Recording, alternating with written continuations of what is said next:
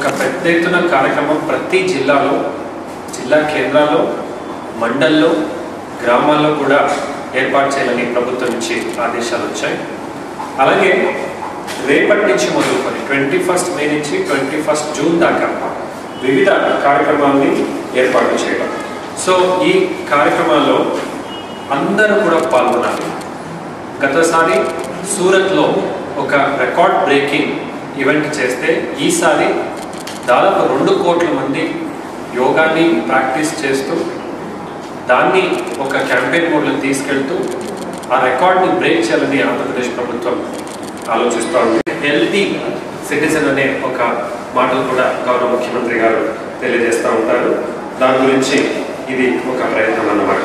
ఇందులో అందరూ కూడా అధికారులు, అనధికారులు, విద్యార్థులు, ఉద్యోగస్తులు, అలాగే వివిధ సంఘాలు కూడా ఉన్నాయి, సంస్థలు కూడా ఉన్నాయి.